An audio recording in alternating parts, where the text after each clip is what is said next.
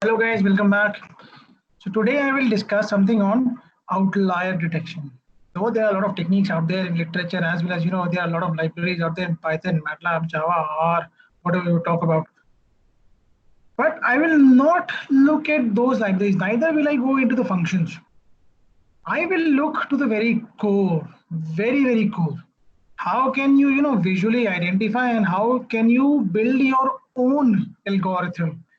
I will tell you the core philosophy behind outlier detection. And of course, I will do that in any I can do that in any of the platforms, Python or MATLAB. But again, because I'm lazy and for my ease, I will do it in MATLAB. So let me just share my screen with you people. So let's see. Okay, so this is again my MATLAB window. And I have, or let's say this, I have data, I have multiple dimensions of data, and everything is stored in this data.csv file, which is in my F drive. So I'm going to load it, and my R, basically the matrix R contains all the data. I don't want to at this point get into multi-dimensional, but data. Let's focus on a single dimension, and let's focus on the first column only.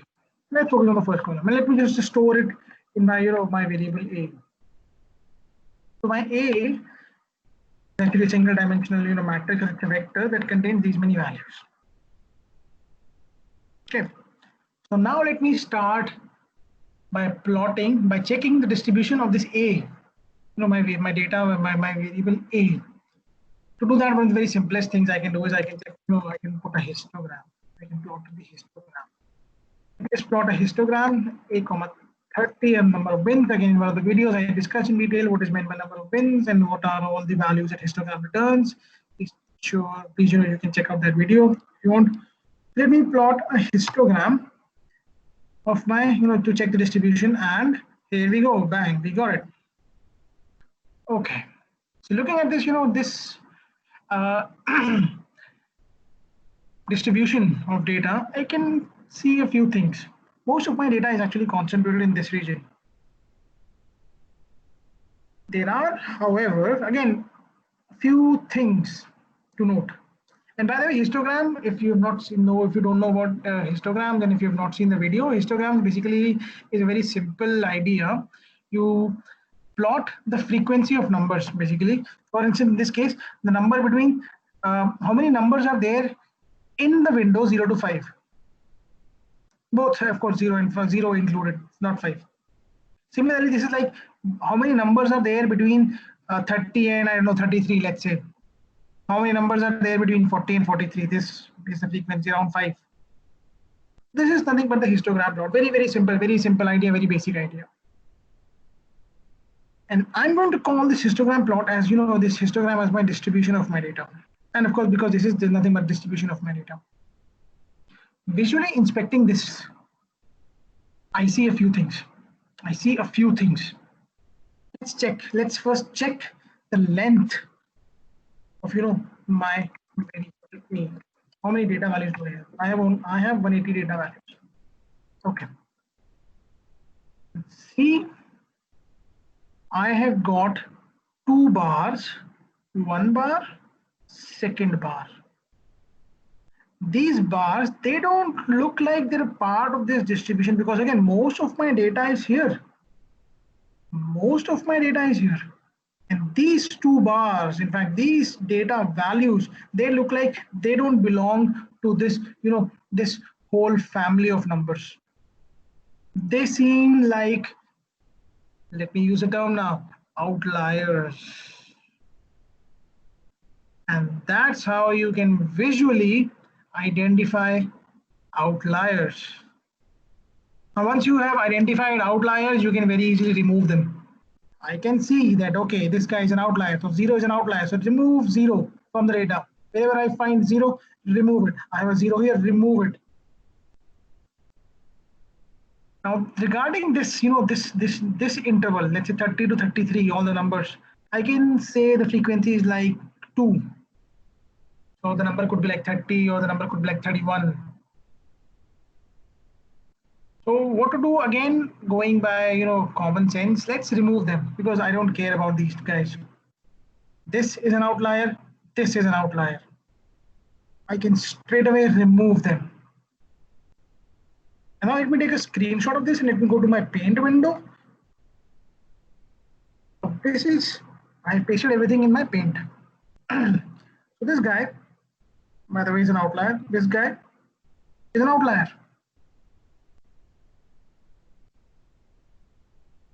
Now let's say you want to build your own, your own outlier detection system or whatever you want to call it. What you can do is check the distribution of data. Now this part is what I will call is nothing but the true distribution of my data. And let's say a new number comes in. Let's say a number like 20 comes in. Again, I'm drawing everything using my my mouse, so it could be problem. Let's say a new number 20 comes in. Check where this 20 lies. 20 I know is somewhere around here. And since this big, this big shape, this 20 is not a part, is not a family member of this big circle, I will straight away call this 20 as an outlier. What we can do is very, very simple. Looking at this data and focusing on this data alone, what I can do is I can design a rule-based system. If the data is lying between 40 and 90, if the data is between 40 and 90, both values inclusive, by the way, I will not call that number as an outlier. However, if the number is less than 90 or if the number is more than 90, it's an outlier. So very simply, without even getting into the details of mathematics, without even getting into the details of any library, you can design your own outlier detection system. Very, very simple thing. Nothing, there is nothing complicated here. Very simple. And that's all about outlier to the very, very core. And that's what actually the systems do. The complex systems, the outlier detection system, and all those things they do. They do a lot of stuff like this. I explained everything to the very core in very, very simple terms. In fact, we designed a rule. If the number is less than 40 or if the number is more than 90, it's an outlier.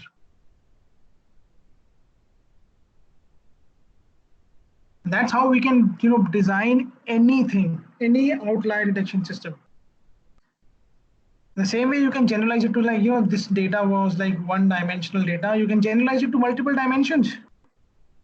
In that case, of course you don't look at this distribution. You look at joint distribution, and then you can do the same thing. Let's take one more example. Let me go back to my MATLAB. And now this time I am looking at, let's say, the second column. And let's look at the histogram plot of these new set of numbers.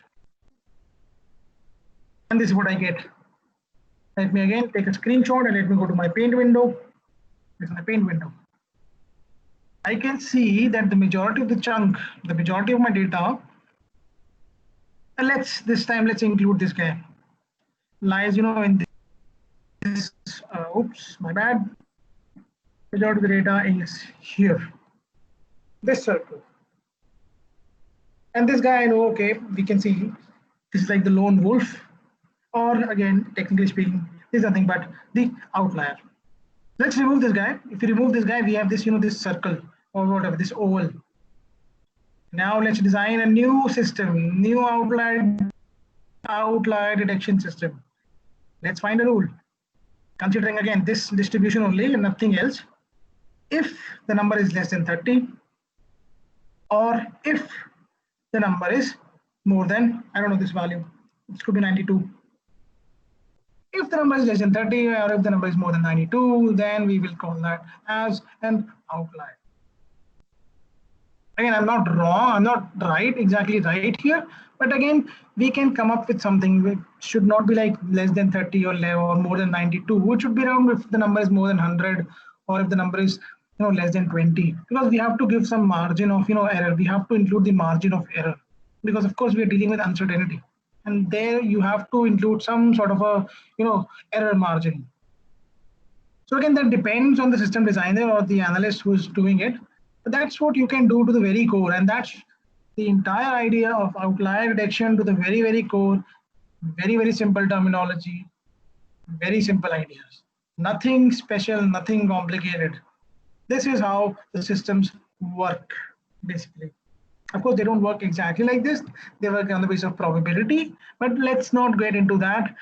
Let's stick to simple visual rules. If the number is less than 20 or if the number is more than 100, it's an outlier. Looking at this distribution, focusing on this oval only. Some people might argue, okay, why not put this guy, this 30 as an outlier? Again, that depends. That's what I'm saying, depends. I'm saying less than 20 because again, could happen, there could be numbers here because this silly, the length of my variable was 180. So you have to include some sort of error margin. So that's to the very core. We just designed basically an outlier detection system in very easy way. So okay, thank you guys. Thank you for watching the video. Take care.